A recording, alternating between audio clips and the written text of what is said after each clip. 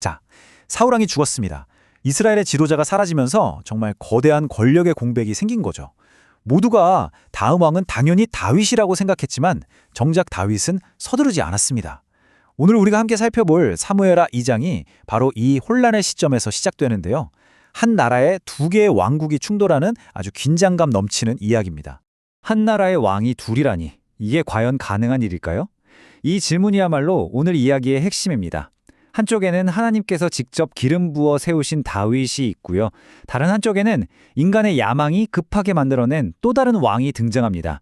이 피할 수 없는 대결, 과연 어떻게 전개될까요? 자, 그래서 이제 막 떠오르는 두 세력, 그리고 그 지도자들을 한번 살펴보겠습니다. 이들이 내딛는 첫걸음, 그 첫 번째 선택이 이스라엘의 운명을 완전히 다른 길로 이끌게 됩니다. 여기서 다윗의 행동이 참 흥미로워요.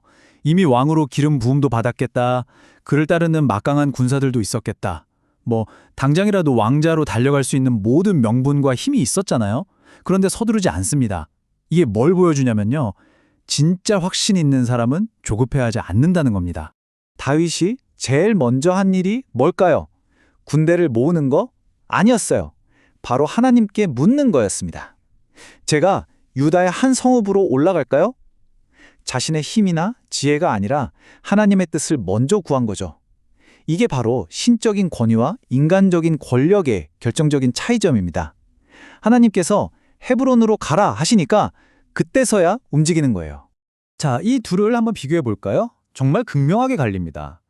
다윗은 하나님께 묻고 기다렸죠. 그런데 사울의 군대 장관이었던 아브넬은 어땠을까요? 그냥 자기가 알아서 행동합니다. 사울의 아들 이스보셋을 데려다가 요단강 동쪽 마하나임에서 왕으로 딱 세워버려요. 결국 이거예요.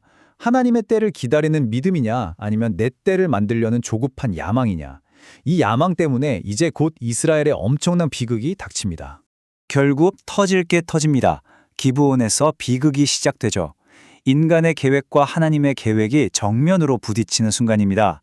다윗의 군대를 이끄는 요압과 아브넬이 이끄는 군대가 기브온 연못을 사이에 두고 딱 마주쳤습니다. 정말 숨막히는 긴장감이 흘렀겠죠? 그런데 이 고요함을 깨는 한 사람의 오만한 제안이 곧 끔찍한 피바람을 불러옵니다. 아니, 여기서 아브넬이 진짜 말도 안 되는 제안을 해요. 우리 젊은 애들끼리 한번 겨루게 해서 구경이나 합시다. 이런 식이에요. 이게 뭐겠어요? 사람 목숨을 그냥 장난감, 무슨 스포츠 경기처럼 생각하는 거잖아요. 정말 잔인하고 경솔한 행동이었죠. 이 말 한마디가 비극의 시작이었습니다. 그래서 양쪽에서 12명씩 총 24명의 젊은 용사들이 앞으로 나섭니다. 정말 한창인 젊은이들이었죠. 그 결과는요, 정말 끔찍했습니다. 서로 상대의 머리채를 잡고 옆구리를 칼로 찔러서 24명 모두가 그 자리에서 죽어버렸어요. 단 한 명도 살아남지 못했습니다. 그냥 어리석은 장난이 말 그대로 학살이 된 거죠. 그래서 이 장소에 이름이 붙습니다. 헬갓 핫수림, 날카로운 칼의 밭이라는 아주 무서운 이름이죠. 이 작은 싸움이 결국 불씨가 돼서 전면전으로 번졌고요. 결과는 아브넬 군대의 완패였습니다. 자, 그런데 이 큰 전투 속에서 또 하나의 개인적인 비극이 벌어집니다. 바로 아사엘의 이야기예요. 요압의 동생 아사엘이라는 사람이 있었는데 이 사람이 발이 얼마나 빠른지 들로로 갔다고 할 정도였어요. 이 빠른 발이 그의 가장 큰 무기였지만 동시에 그의 발목을 잡는 치명적인 약점이 될 줄은 몰랐던 거죠. 우리에게도 시사하는 바가 큽니다. 가장 큰 재능이 지혜롭게 사용되지 않으면 오히려 독이 될 수 있다는 걸 보여줘요. 아사엘이 패주하는 적장 아브넬만 딱 찍어서 맹렬하게 쫓아가는 거예요.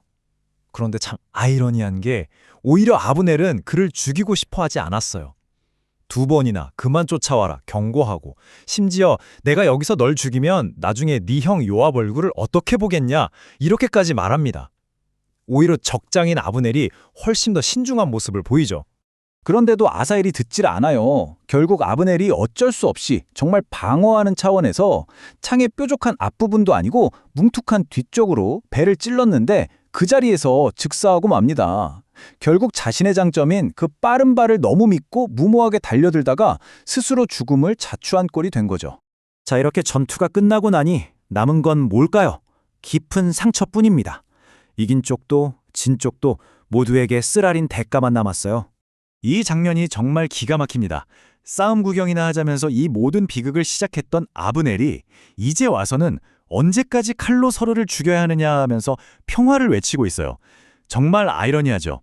자기가 시작한 불이 자기한테 옮겨 붙으니까 그제서야 멈추자고 하는 거예요. 자기가 뿌린 씨앗에 쓴 열매를 그대로 거두는 겁니다. 사상자수를 비교해보면 승패는 확실합니다. 바위 쪽에서는 아사엘을 포함해서 20명이 죽었고요. 아브넬 쪽에서는 무려 360명이 죽었습니다. 어마어마한 차이죠. 한 사람의 그 오만한 말 한마디의 대가가 이렇게나 컸던 겁니다. 자기 동생이 죽었는데도 요압은 아브넬의 휴전 제안을 받아들입니다.